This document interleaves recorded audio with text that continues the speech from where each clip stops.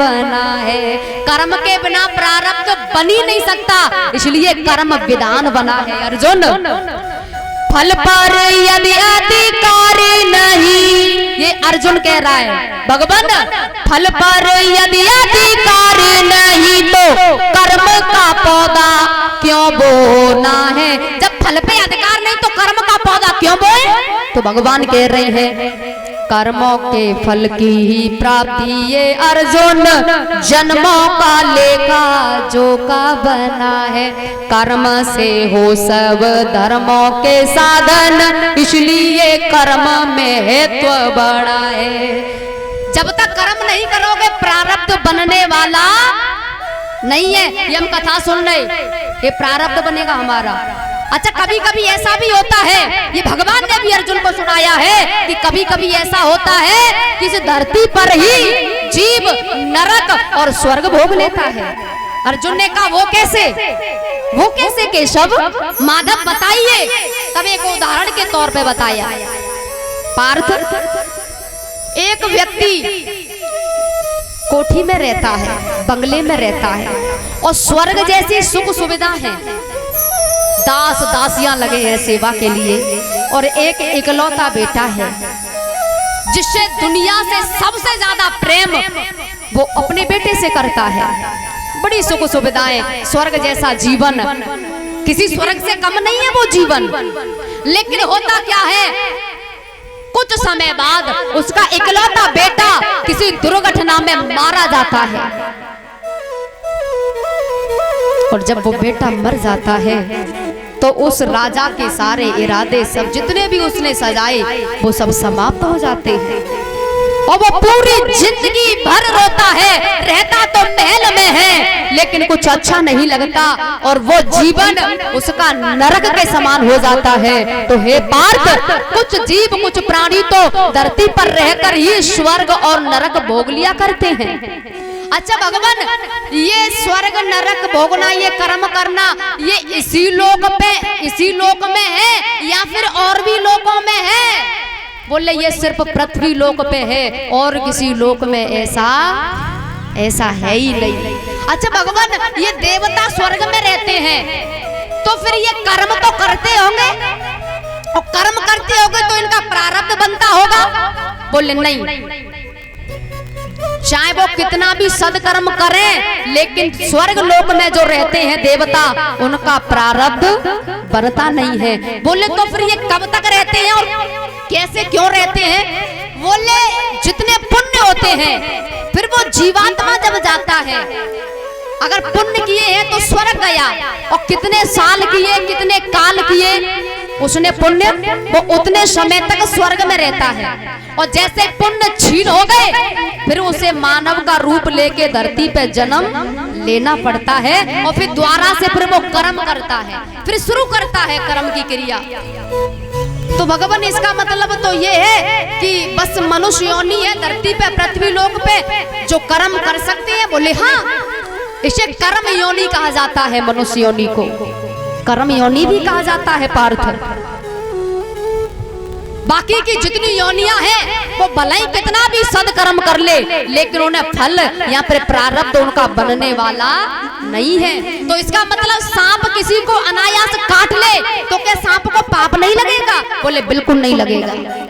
क्यों। बोले वो भोग योनियां हैं, वो तो सब सिर्फ भोगी तो रही है। और कोई शेर किसी को यदि अनायास भी खा ले तो उसे पाप नहीं लगेगा क्योंकि वो भोग योनियां है, वो सिर्फ भोग रही है। अच्छा भगवान, तो अगर कोई अच्छा भी कोई पशु योनि है अच्छा करे तो भी बोले नहीं है। जैसे बकरी का उदाहरण ले लो, बकरी घास खाती है, कभी किसी को सताती नहीं है, कभी तक उसने मांस नहीं खाया, लेकिन इसका मतलब ये नहीं है कि वो पुण्य की भागीदार है। वो पुण्य की भागीदार नहीं है, वो सिर्फ एक भोग योनि है जो कि सब भोग रहे हैं। ये सिर्फ मानव है, मनुष्य है, ये कर्म योनि है।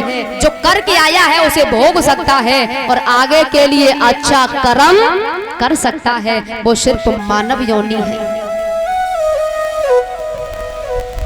महाराज, अर्जुन का जो मन है स्थिर हुआ, बुद्धि स्थिर हुई, क्योंकि कई ज्ञान के उपदेश, भक्ति के जप तप सब कुछ समझा दिया। और महाराज उसके बाद भगवान ने अपना विराट रूप जो है वो उसका दर्शन कराया और दिव्य चक्षु दिए हैं, उस विराट रूप का दर्शन किया है। और इस तरह से मन जो है स्थिर हुआ। अब अर्जुन ने कहा भगवान अब मैं सब समझ गया, भगवान मैं युद्ध के लिए तैयार हूँ। अब मुझे अपना शिष्य समझकर यदि अपनी इच्छा से कोई अंतिम उपदेश देना चाहते हो तो आप दे सकते हो। आपका दास, आपका ये शिष्य झोली फैला के बैठा है, वो ग्रहण करेगा। तो अंतिम में भगवान ने क्या कहा, अंतिम उपदेश सुनना चाहते हो? बोले हाँ सुनाइए। तो मेरा अंतिम उपदेश ये है पार्थ कि अब तक मैंने जितने जप तप कर्म योग भक्ति योग प्रारब्ध जो भी कुछ बताया वो सब भूल जा। अर्जुन ने कहा सब भूल जाओ? बोले हाँ, जितने भी कुछ मैंने अब तक बताया वो सब भूल जा और सिर्फ मेरी शरण में आ जा। जैसे लहू लुहान, जैसे कीचड़ में सना हुआ बालक रोता हुआ माँ के पास आता है और माँ के पास आकर के जब वो रोता है माँ उसे साफ कर देती है, ऐसे ही अर्जुन सब कुछ छोड़ जप तप कर्म योग भक्ति योग सब छोड़ दे, बस तू मेरी शरण में आ जा और कुछ नहीं। अब देखो कितनी बड़ी बात कह दी और फिर उसके बाद में कहा कुछ मत कर मेरी शरण में आ जा।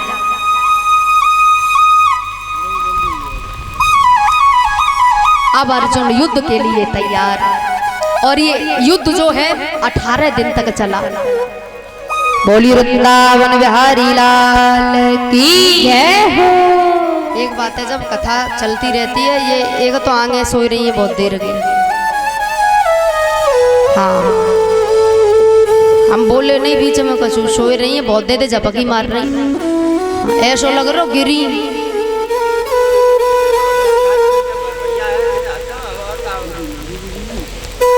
और जिनका आशीर्वाद मेरे सिर पर बहुत समय पहले से है वो श्री महाराज जी श्री 1008 श्री चरणदास महाराज जी बिधूरीपुरा, इनका आश्रम है। जो 6 जून से कथा हुई थी, भव्य आयोजन हुआ था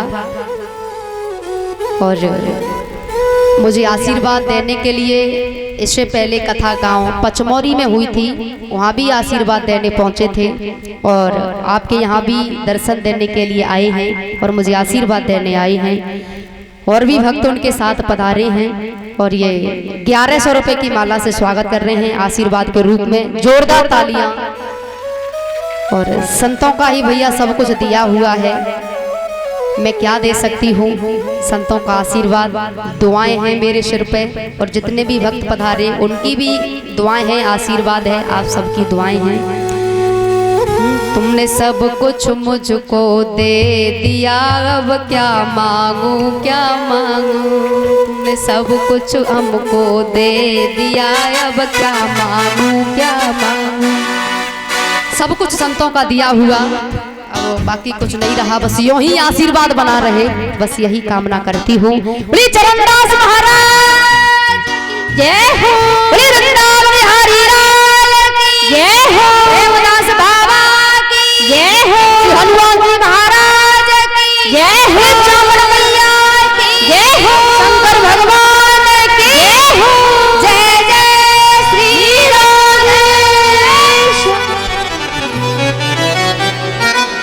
और ये आप और हम सब का सौभाग्य है कि दर्शन देने के लिए महाराज जी यहाँ पधारे।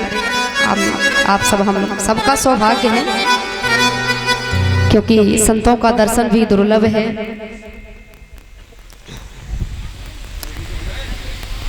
महाराज 18 दिन तक युद्ध चला और इस युद्ध में कौरव पक्ष की हानि होती है। अच्छा, एक दिन होता ऐसा है, कुंती को पता है कि मेरा बड़ा बेटा विपक्ष में लड़ रहा है। एक दिन सुबह कुंती जो है ना कर्ण के पास पहुंचती है। कर्ण ने कहा, अरे राजमाता, आप